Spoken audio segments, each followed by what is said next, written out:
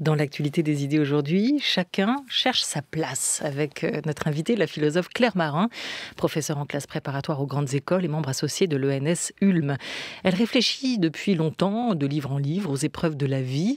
Après la maladie, catastrophe intime, son livre Rupture est un grand succès qui rendait encore plus attendu son nouvel essai. Eh bien, le voici, Être à sa place, paraît aux éditions de l'Observatoire. Alors, où poser sa tête, se demandait Michaud. Une réflexion littéraire et philosophique sur notre besoin d'être au monde et d'y être bien. Une problématique contemporaine, cette question de la place, qui questionne à la fois nos identités et aussi nos assignations et qui prend un tour nouveau avec l'arrivée du numérique dans nos vies. Une variation autour de la notion de place, trouver sa place, perdre sa place, se faire une place, prendre la place de l'autre, être en place, se déplacer et tant d'autres.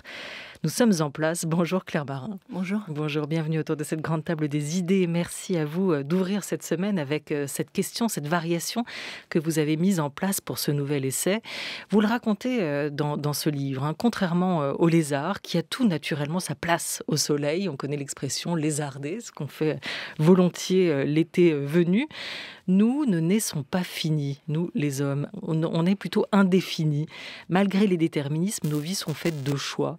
À tous les âges, cette question de la place, elle va se poser à nous, pour vous, Claire Marin. C'est une question qui nous tiraille en permanence. Oui, à tous les âges et dès l'enfance, on voit bien que les places ne vont pas de soi, que la répartition des uns et des autres dans l'espace, dans une salle de classe, dans la cour de récréation, tout ça, c'est déjà à la fois une forme d'orientation affective, des déterminations sociologiques. On sait que dans la cour, les garçons et les filles ne vont pas au même endroit. Il y a déjà quelque chose comme une forme d'assignation plus ou moins forte des places dans l'espace social. Et puis évidemment, la question se pose au fur et à mesure de savoir comment chacun chemine vers une place qu'il imagine être la sienne, ou comment d'autres se sentent très à l'étroit dans les places auxquelles on leur demande de rester.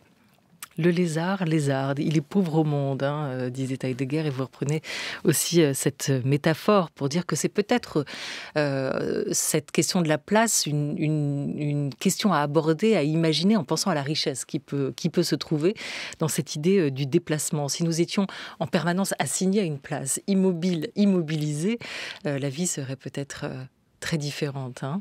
Oui, on a une forme de luxe par rapport à l'animal dont le milieu est prédéterminé.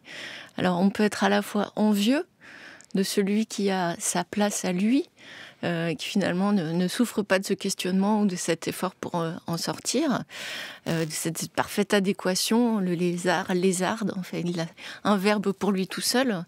On aimerait bien avoir parfois cette simplicité d'existence. Mais en réalité, comme dit Heidegger, c'est un animal qui est pauvre en monde. Il n'a pas la possibilité de se référer au reste du monde en variant les manières de s'y référer. Alors que nous avons cette possibilité d'imaginer d'autres places à investir et vers lesquelles aller. Est-ce qu'on peut affirmer avec vous, en préambule, qu'être à sa place, pour reprendre le titre du livre, relève plus d'un sentiment intérieur, tel que vous l'avez analysé, tel que vous l'avez travaillé, cette notion, que d'une position géographique, C'est peut-être la première chose qu'on peut établir tout de suite. Oui, tout à fait. C'est peut-être qu'il y a une illusion selon laquelle il y aurait un lieu géographique, spatial, identifiable, qui peut-être me permettrait mieux que les autres d'être moi-même. Et je crois qu'il faut être vigilant par rapport à cette idée-là, que les choses iraient mieux si j'étais ailleurs. Il me semble que c'est un horizon qui sans cesse se déplace au fur et à mesure qu'on croit atteindre le fameux lieu en question. Et je suis assez méfiante vis-à-vis de l'idée d'une espèce de pouvoir magique des lieux qui serait là pour nous révéler ou enfin nous permettre d'être adéquatement qui nous sommes. Je crois que ce lieu qui nous convient, il est avant tout intérieur. C'est avant tout une place en soi qu'on déplace avec nous, d'une certaine manière. Mais c'est un lieu à part, qu'il soit en soi ou en dehors. Comment vous réfléchissez, vous entendez cette idée de la chambre à soi qu'a développée Virginia Woolf, l'écrivaine, et qui est beaucoup déclinée aujourd'hui, beaucoup reprise par des écrivaines contemporaines? Je crois que l'idée de la chambre à soi, c'est avant tout l'idée d'un lieu où on va disposer du temps et on va choisir l'activité qu'on y fait. Donc à la limite, peu importe le lieu matériel qu'on va penser comme cette chambre à nous, je crois que ce qui est désigné par cette idée-là, c'est avant tout les possibilités d'action, et d'autonomie et de solitude que ce lieu peut nous offrir. Je peux très bien avoir un bureau dans ma maison, mais si sans cesse les enfants rentrent, si sans cesse je suis interrompue, si mon temps est fragmenté par les exigences de l'extérieur et que je ne peux pas y conduire l'activité qui est proprement la mienne, à ce moment-là, peu importe d'avoir un bureau, de ne pas en avoir, l'effet est le même. Donc c'est pas tant la réalité matérielle de cet espace qui ne serait que le mien, qu'un espace où d'abord je serais en sécurité, parce que c'est ça aussi. Il y a des espaces qui sont menaçants, il y a des espaces qui manquent, il y a des toits qui manquent au-dessus de nos têtes, mais aussi un espace où c'est moi, entre guillemets, qui décide ce que je fais. Et c'est finalement un espace qui est surtout du temps à soi. Ce que reprend aussi comme idée à sa manière Annie Ernaux aussi, avec cette idée du vrai lieu. Elle est l'auteur de La Place en plus, c'est le titre d'un de ses livres. Et c'est peut-être avant tout une manière d'être où l'on se sent authentique, rappelez-vous, pour Annie Ernaux, c'est-à-dire l'écriture la concernant. Alors, est-ce que ce livre et cette réflexion sont nés du confinement? Parce que là, pour le coup, ce lieu, on y a été immobilisé, enfermé dans ce lieu. Et chacun a plus ou moins bien vécu cette expérience d'être assigné à une place géographique. Alors en fait, cette question sur la place, elle date précisément du moment où je découvre l'œuvre d'Annie Ernaux, qui est pour moi une œuvre vraiment centrale, qui éclaircit beaucoup de sentiments confus que je ressens, enfin qui est vraiment une œuvre qui m'accompagne depuis disons le début de mes études littéraires, et cette question elle est sensible depuis que j'ai une vingtaine d'années. Alors après, c'est vrai que la question des lieux a été réactivée par le confinement. C'était l'occasion pour moi de me replonger dans des auteurs comme Pérec ou Bachelard, même si Pérec lui aussi est là depuis longtemps, un peu comme Annie Ernaux. C'est des références que je lis et je relis depuis une vingtaine d'années. Mais je crois que cette question de la place, parce qu'elle résonne très fortement dans mon propre parcours, elle a toujours été là. Mais peut-être que c'était aussi une question de se sentir légitime pour en parler, là où d'autres en avaient fait une œuvre, un travail sociologique, une approche psychologique fine. Donc il fallait peut-être ce temps d'abord pour synthétiser les idées, et puis peut-être que le désir d'écrire dessus a été effectivement réactivé par un contexte très particulier où la question des lieux est devenue effectivement sensible. Elle est belle, la phrase d'ailleurs de Pérec que vous avez isolée, sortie extrait pour ce livre. Vivre, c'est passer d'un espace à un autre en essayant le plus possible de ne pas se cogner.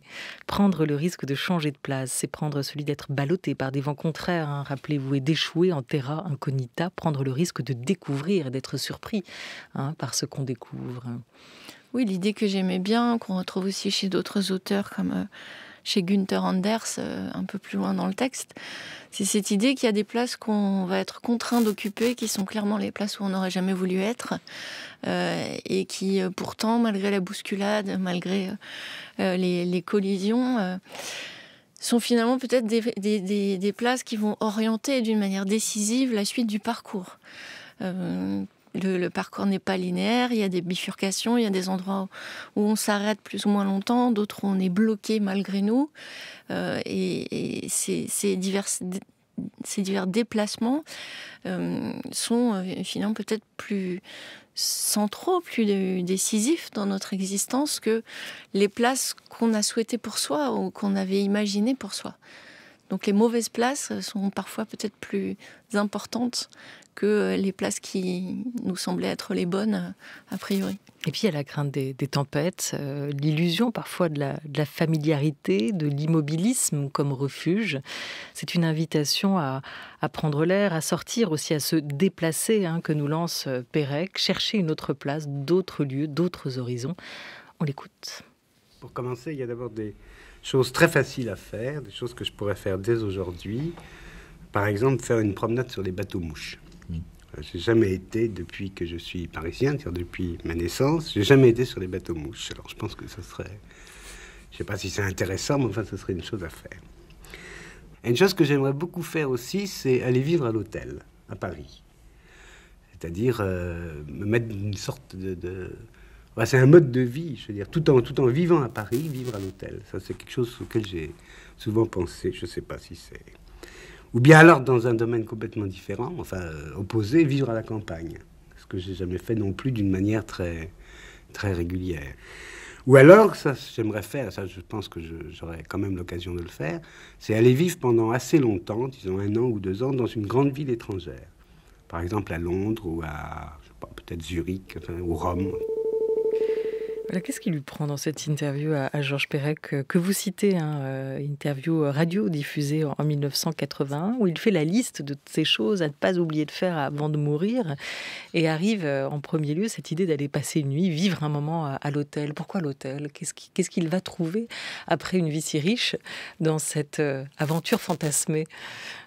L'hôtel, c'est la même chose que Londres, c'est-à-dire c'est l'étrangeté ou l'anonymat du lieu qui produit quelque chose de différent sur nous. C'est-à-dire dans un lieu familier, d'une certaine manière, je retrouve mon habitude d'être, alors que dans un lieu neutre ou étranger, ça produit en moi des attitudes ou des pensées qui peuvent être complètement ravivées ou neuves par cette différence du lieu. Donc, je disais tout à l'heure qu'il n'y a pas de puissance magique du lieu, mais il y a quand même un déplacement ici, dans un lieu différent, où je n'ai pas mes repères, qui produit des idées neuves, je crois. Il y a quand même quelque chose comme ça, de cette altérité qui nous déplace intérieurement et puis qui peut être extrêmement féconde. Et dans ce déplacement, il y a la possibilité d'être peut-être plus à sa place qu'on ne le serait en restant chez soi, en fait. Ou alors, il y a un plaisir du déplacement. Je crois que ça existe aussi. C'est une manière de se débarrasser un peu de soi, de rompre avec une lassitude peut-être de soi-même et voir qui on devient ailleurs. Ça, c'est peut-être aussi pour ça qu'on se déplace, même de manière fugitive, éphémère, le temps d'un hôtel à Paris. Pourquoi aller à l'hôtel dans la ville où on habite ? Effectivement, ça peut sembler absurde. C'est donc ça doit produire quelque chose d'étranger et d'agréable en même temps. Vous le dites, ça fait quand même partie là encore de l'identité humaine, hein, cette idée de naviguer. On navigue vraiment tout le temps entre deux pôles, à la fois le besoin d'ancrage, ce que Simone Veil appelait ce besoin aussi d'enracinement, et puis l'envie permanente de s'arracher, hein, de sortir de cette place où l'on est, et de sortir aussi, de se déplacer de son être au monde. Hein. Oui, je crois qu'on est toujours dans une oscillation, en fait, et qui a à la fois le plaisir de la familiarité et de la reconnaissance, d'un endroit où on se sent chez soi, ou de relations qui sont agréables parce que on les connaît depuis longtemps, et puis le désir d'altérité, de nouveauté, et le plaisir de ce qu'on découvre et qu'on n'avait pas imaginé. Et dans cette double polarité, on a quelque chose qui déjà dit bien qu'en réalité, on est toujours en déplacement, ne serait-ce que de manière imaginaire. Je ne peux pas m'empêcher d'imaginer où j'irais si je le pouvais. C'est même un plaisir quasiment quotidien de se déplacer intérieurement, ou en tout cas de manière un peu fantasmée. Donc cette oscillation-là, je pense que c'est une espèce de dynamique presque vitale du psychisme, de pouvoir toujours être ailleurs que là où on est. De pouvoir toujours s'échapper, ne serait-ce que mentalement, dans un autre univers de représentation. Avec cette confrontation à l'autre, parce qu'il y a le soi, mais il y a nous, et puis il y a les autres, en fait. Hein. Et sans cesse, vous l'écrivez, Claire Marin, leur présence nous ébranle, nous dérange et nous désaxe. C'est cette réflexion-là que vous menez aujourd'hui, autour de cette question de la place. On n'a pas parlé encore du couple, du désir, de l'amour. L'amour, est-ce que c'est pas toujours aussi un décentrement, un déplacement, Claire Marin ? Oui, c'est sûr, il y a toujours cette puissance des affects qui vont nous déloger, leur caractère incertain, les variations d'intensité. On est en fait jamais dans une forme statique dans cette relation. Elle est toujours en train de s'ajuster, de s'accorder ou d'être dissonante dans certains cas. On a un travail amoureux qui s'opère sans cesse, ou une création, c'est plus joli peut-être qu'un travail, mais disons que la dynamique d'un couple, elle est toujours vivante, c'est pas une relation qui serait statique, et c'est ça qui fait aussi la beauté ou des couples qui durent, ou la tristesse de ceux qui, justement, se figent et deviennent finalement presque, se solidifient. Et c'est Deleuze que vous citez qui dit que le désir amoureux porte en lui toujours ce désir aussi d'un autre monde. Si je désire cette personne, c'est aussi tout le paysage qu'elle contient, la manière d'être, le monde de cette autre personne que j'épouse et qui m'attire. On peut imaginer que le désir pour quelqu'un d'autre, cet amour, cet élan vers l'autre est à la fois une mise en danger puisqu'elle nous sort de nos habitudes, elle nous sort de nous-mêmes. D'autres la décrivent comme un refuge. C'est le cas de Sarah Chiche qui en parle comme d'une cabane. Je vous propose qu'on l'écoute. Nous vivons dans un monde abîmé. Donc, dans ce monde abîmé, quelles sont les cabanes psychiques, les cabanes de territoire devant le mal qui vient? Quel bien est-il encore possible? Qu'est-ce que nous pouvons transmettre à nos enfants? Et je crois effectivement que la liberté d'aimer, y compris dans ses pointes parfois les plus excessives, est un des derniers bastions et un des derniers territoires d'insurrection possible. Alors l'amour entre les adultes, consentants bien évidemment, mais aussi l'amour des enfants pour leurs parents et l'amour sauvage des mères pour leurs filles aussi. Sarah Chiche, l'auteure des Enténébrés, écrivaine, psychologue, psychanalyste, sur ce désir qui fait que on s'annule presque, on s'oublie dans le désir et qu'il peut aussi être à la fois un bastion de résistance. Oui, elle finit quand même sur l'idée d'un amour dévorant. Il y a toutes ces variations des formes d'amour et cette ambiguïté, là encore, d'un amour qui peut être rassurant, qui peut être comme un toit sur nos têtes, un amour enveloppant, avec toutes les métaphores du cocon qu'on retrouve, mais aussi ce qui nous fragilise, nous rend vulnérables. Sarah Chiche, c'est aussi une écrivaine de la passion amoureuse, avec tout ce que ça a d'incroyablement destructeur et dont elle a l'intuition à peine la relation commencée dans Les Enténébrés. Donc elle dit vraiment de manière sublime à quel point l'amour se décline sous toutes ses formes. Alors, mais peut-être qu'il y a des types d'amour qui doivent être effectivement des cabanes, qui doivent absolument avoir cette forme rassurante. Elle parle de l'amour pour les filles, on peut parler de l'amour des parents pour leurs enfants en général.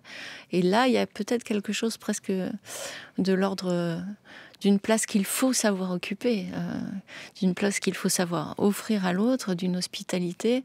Et dans cette place que l'autre prend en moi, au moins psychiquement, dans mon existence, il y a une habitation qui doit être généreuse et qui doit être rassurante. Il y a une distinction à faire pour vous, Claire Marin, entre l'amour et le désir, justement, dans ce rapport à l'autre. Est-ce que l'un est une fuite, le désir, et l'amour, plutôt au contraire, une manière de consolider aussi sa place, ce qu'on a construit?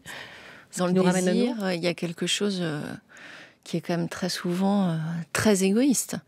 Et que dans l'amour parental, on est dans une forme d'amour qui se déploie très différemment. Il y a plutôt parfois un peu de sacrifice de soi, voire de caractère quasiment oblatif à certains moments de la vie de la jeune mère, qui fait que la mère se met entre parenthèses quand même à certains moments du début de la vie de son enfant. Donc il me semble que c'est des polarités assez différentes, où on est très intensément pris dans son désir et sans doute un peu égoïste, où on est dans une forme d'amour où toute la place est pour l'autre, et en l'occurrence l'enfant. Avec nous jusqu'à 13h30, la philosophe Claire Marin, à l'occasion de la parution de son « Être à sa place » aux éditions de l'Observatoire.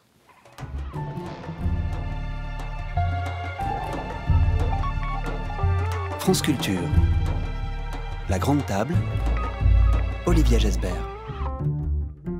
Dans cet essai, Claire Marin, Être à sa place, vous revenez aussi sur ces assignations, sur la dimension plus sociale ou collective de cette question de la place. Reste à sa place d'ailleurs, on reste à ta place. On connaît cette injonction que l'on nous lance, assez mystérieuse, énigmatique aussi, parce qu'au fond, on a souvent envie de répondre, mais quelle est ma place, cette place à laquelle je devrais rester?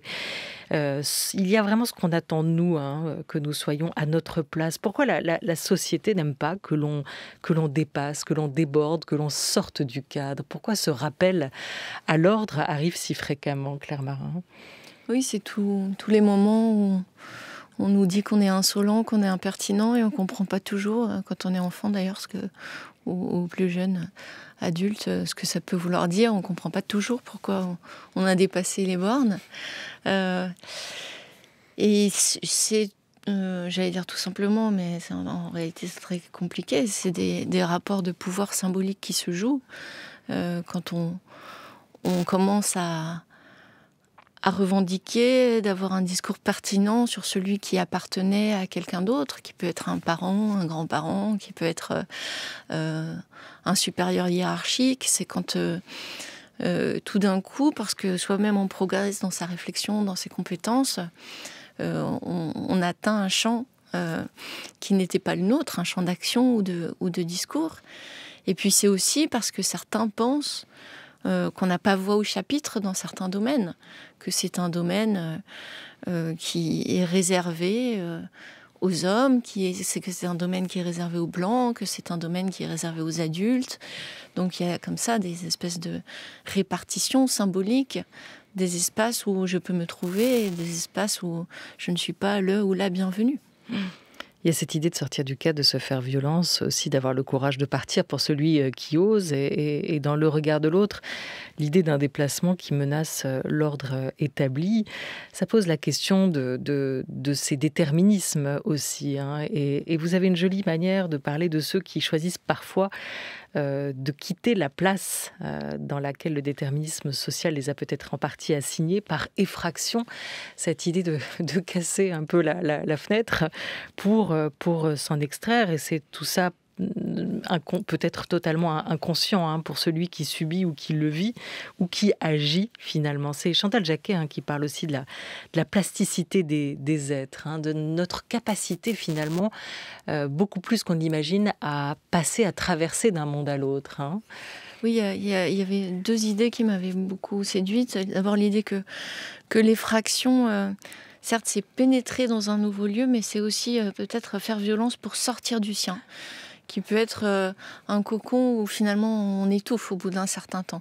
Donc il faut déjà une forme de violence, ne serait-ce que symbolique, pour sortir de l'endroit que les autres autour de moi avaient pu construire pour qu'il soit accueillant, sécurisé, etc., mais auquel moi je ne me sens plus à ma place, dans lequel même parfois je dépéris totalement. Et sans attendre d'y être autorisé, en fait, aussi. C'est ça, cette idée de l'effraction. Ici, il y a quelque chose, justement, là encore, de l'ordre de l'insolence, d'oser faire quelque chose qui est inattendu, qui est incompréhensible, qui sera lu en termes de trahison, parfois. Et puis, chez Chantal Jacquet, j'aime beaucoup la manière dont elle pense aussi quelque chose de très positif dans cette expérience du transclasse. C'est-à-dire, certes, il y a ce moment de départ, de fuite, cette trahison, ce sentiment de déloyauté, mais il y a aussi cette plasticité, cette souplesse à évoluer d'un monde à l'autre. Alors oui, ça demande aussi des ajustements, des mises à jour presque, de passer d'un milieu à l'autre.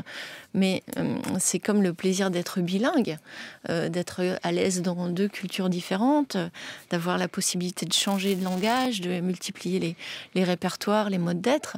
Il y a quand même quelque chose d'assez jouissif dans cette possibilité-là, un peu comme un acteur qui passe d'un personnage à un autre très différent.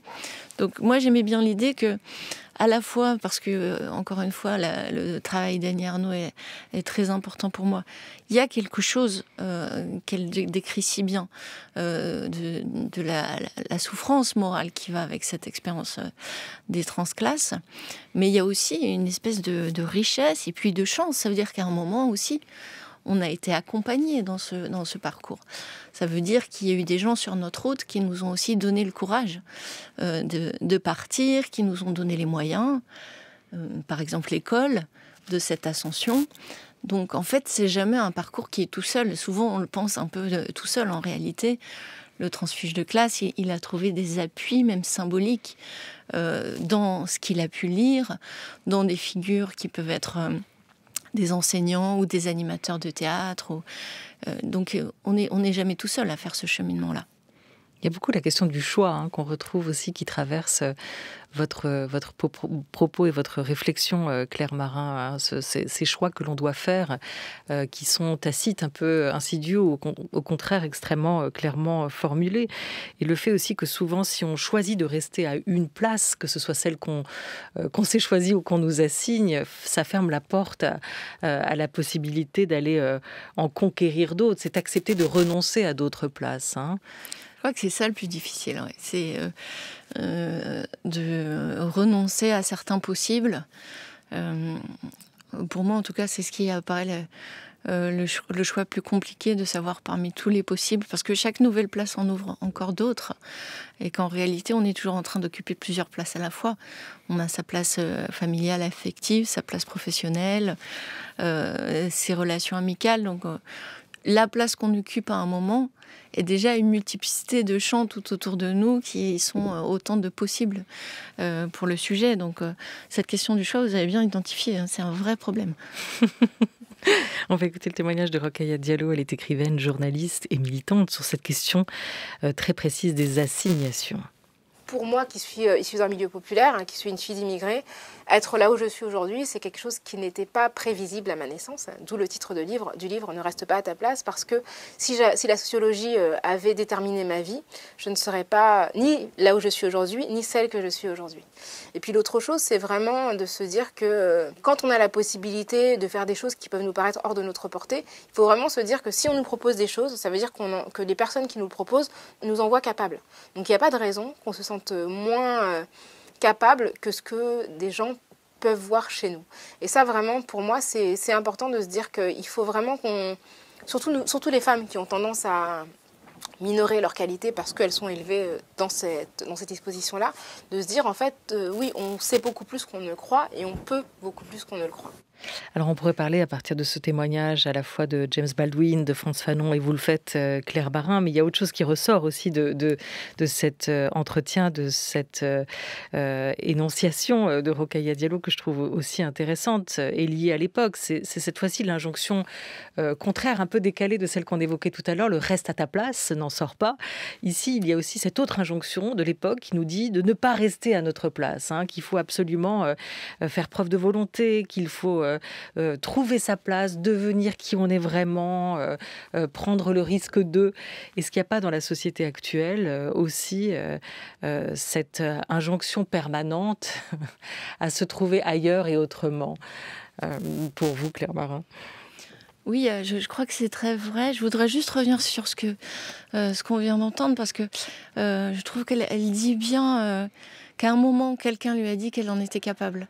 Et c'est pour ça que je disais qu'on n'est jamais tout seul, et qu'à un moment, il faut faire confiance à ceux qui sont un peu plus loin sur le chemin que nous, qui identifient des possibles, des capacités.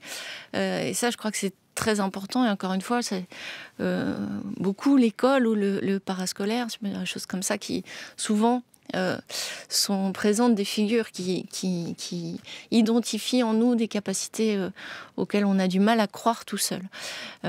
Et sur l'injonction contemporaine, il y a il y a une espèce de confusion entre l'injonction au bonheur, l'injonction à trouver sa place, l'injonction à se dépasser, à sortir de sa zone de confort. Elles sont en fait toutes relativement... Et le sentiment d'échec pour ceux qui n'y arrivent pas aussi. Exactement, avec l'effet paradoxal de ces discours qui se veulent positifs, mais qui ont un effet de culpabilisation pour tous ceux qui sont assez idiots pour rester à leur place, ceux qui ne réussissent pas à se dépasser, si on arrive à définir ce que ça veut dire, ceux qui ne se sentent pas heureux, mais comment pourrait-on l'être pleinement dans les situations qui sont les nôtres aujourd'hui, qui sont quand même très très inquiétantes si on est un peu lucide. Donc on a effectivement un certain nombre d'impératifs dont on ne sait pas vraiment d'où ils émergent, à vrai dire, qui nous incitent à un déplacement qui n'est pas un déplacement réfléchi, qui parfois aussi est une somme de clichés sur ce que serait l'épanouissement d'un homme ou d'une femme à notre époque, et qui ont un effet contraire à ce à quoi ils prétendent. C'est-à-dire, ils nous rendent encore plus malheureux parce qu'ils nous convainquent qu'on ne l'est pas du tout. C'est ça. On l'est pas du tout. Et dans tout ça, vous dites l'important pour vous, c'est de trouver sa voix. Mais sa voix aussi VOIX, l'importance d'apprendre à formuler en fait aussi ce qu'on a à dire.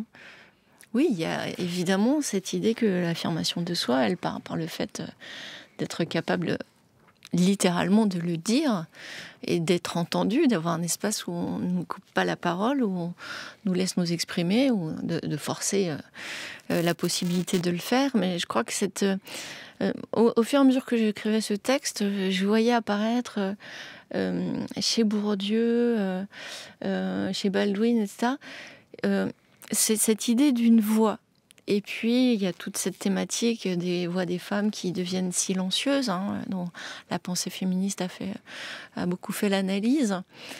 Et il me semblait qu'il y avait quelque chose, effectivement, y compris dans les voix des jeunes étudiantes avec lesquelles je travaille, quelque chose à interroger sur cette prise de parole, cette possibilité qu'on s'offre de prendre la parole, de parler longtemps, de dire quelque chose, y compris si ça peut être source de contradiction, de conflit au moins intellectuel. Donc, comme la question du corps a toujours été importante pour moi et la manière dont les événements résonnent dans notre corps, là, cette dimension-là de la voix, de l'affirmation du sujet, de sa voix propre, parce qu'on peut aussi avoir une fausse voix, comme on a un faux soi en psychanalyse. Ça parle en nous, mais ce n'est pas vraiment nous qui parlons. Ça me semble important de revenir sur cette dimension sensible du sujet qui prend une place, ou en tout cas essaye de la trouver. Et vous semblez avoir trouvé la vôtre, Claire Marin. Merci beaucoup. Être à sa place après rupture, voilà pour le titre de ce nouvel essai où vous questionnez aussi notre capacité, et c'est toujours bon de le faire de temps en temps, de se mettre à la place de l'autre. Difficile en effet d'accéder au paysage intérieur de l'autre, mais on peut quand même tenter et trouver aussi beaucoup à se projeter dans un univers qui n'est pas le nôtre, qui nous est pas si familier. Merci Claire Marin. Merci à vous. Un grand merci à toute l'équipe de La Grande Table, à Lucas Bretonnier avec Laura Dutèche-Pérez, à Henri Leblanc avec Violaine Malstaff pour La Grande Table Culture aujourd'hui. À la réalisation, c'était Thomas Beau et Vivian Lecuivre avec Ludovic Auger.